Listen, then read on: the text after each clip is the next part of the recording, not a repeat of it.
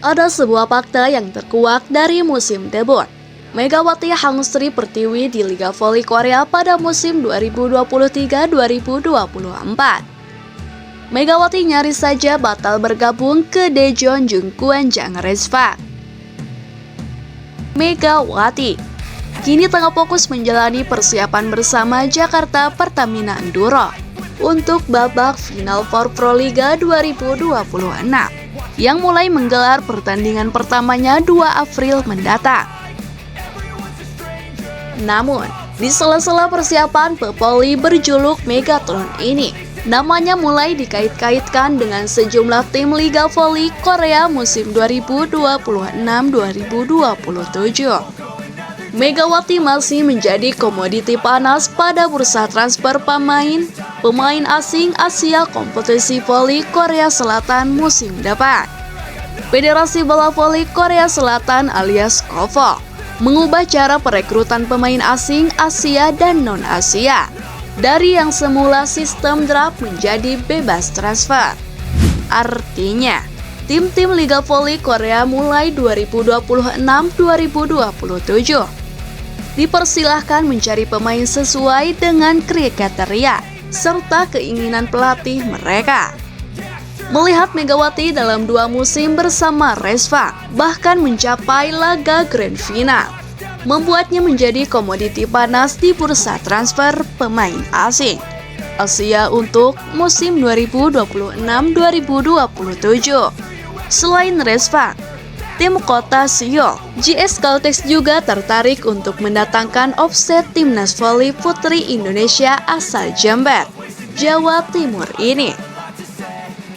Namun, di tengah ketertarikan JS Caltex dan keinginan Respa memulangkan Megawati, ada fakta yang terkuak dari musim depan Megatron di negeri Gingseng. Tepatnya Liga Voli Korea 2023-2024. Hwasong IBK Altos justru memasukkan Megawati Hangstri Pertiwi daftar pemain yang akan mereka pilih untuk pengisi kuota pemain asing Asia. Masuknya nama Megawati dalam daftar pilihan IBK Altos karena keberadaan Lee Yong-taek sebagai asisten pelatih.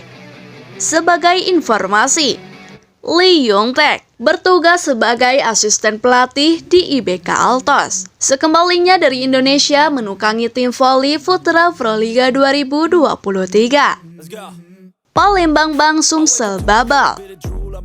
Dalam wawancaranya di kanal YouTube Negawaso, Lee Yong-taek menyarankan manajemen IBK Altos untuk merekrut Megawati. Saya menyarankan manajemen mengontrak Megawati. Itu wajar, karena selama di Indonesia saya mengetahui bagaimana kualitasnya. Dan saat itu dia menjadi pemain paling mahal di sektor putri. Buka Lee Yong-taek dalam wawancaranya. Andaikan manajemen mengaminkan permintaan Yong-taek, Megawati tak akan menjadi bagian Respak di musim debutnya di Liga Voli Korea. Tetapi situasi berkehendak lain. Hwasong IBK Altos saat itu kebutuhannya mendesak pada posisi setter. Maka terpilihlah Prompun Guetfart. Kim Ha-chul menginginkan posisi setter. Mereka tidak punya pilihan selain merekrut Ron Van Guetfart. Sambung pria yang kini menukangi JS Caltex pada Liga Voli Korea 2025-2026. Negawasup kemudian bertanya kepada Lee Yong-taek, bagaimana jika Frontpan direkrut oleh tim lain? Lee Yong-taek menyatakan bahwa IBK Altos mempertimbangkan untuk merekrut Megawati Hangstri, yang saat itu harus bersaing dengan Ko Hee-jin, pelatih Respa.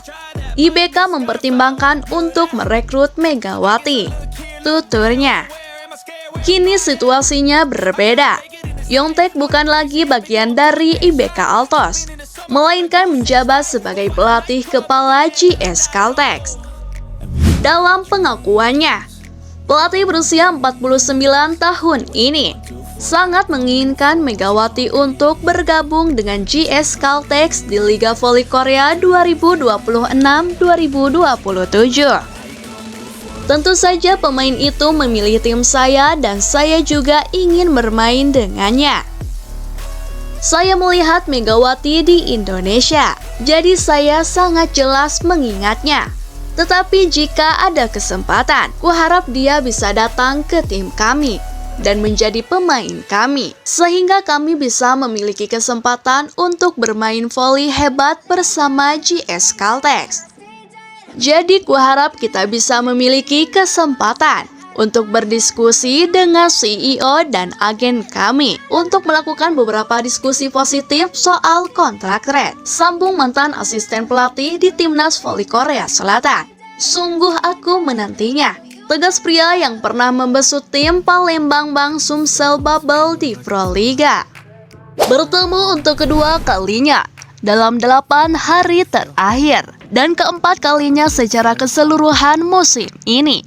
Dapat dikatakan bahwa UBC dan Manitoba sudah saling mengenal dengan baik.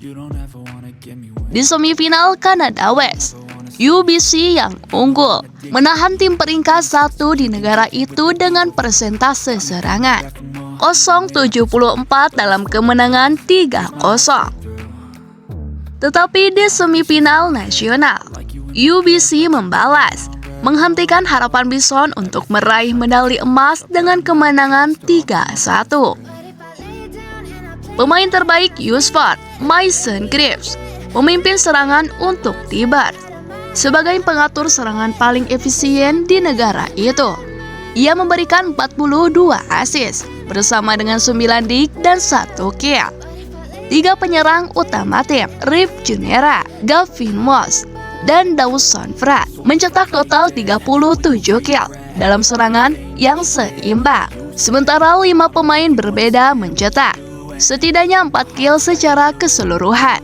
Dan UBC mencapai persentase serangan 0,283 dibandingkan dengan 0,170 untuk Manitoba. Tim Heart dipimpin oleh Owen Wicks dengan 14 kill. Namun pemain muda berbakat ini mencetak 0,113 poin dalam pertandingan tersebut. Karena tekanan servis UBC berperan penting. Setter Semi Ludwig menambahkan 34 assist dan 6 dik. Sementara pemain terbaik Manitoba, Karel Dadesade, mencetak 9 kill, 1 ace, dan 4 block assist, Jelas kualitas setting berada di level berikutnya, dan dia hampir tidak pernah meleset. Dia memberikan peluang terbaik yang dia bisa untuk para penyerangnya. Sesuatu yang saya lihat hari ini, bukan hanya kualitas settingnya, tetapi dia memilih pemain yang tepat pada saat yang tepat, kata Dadesade.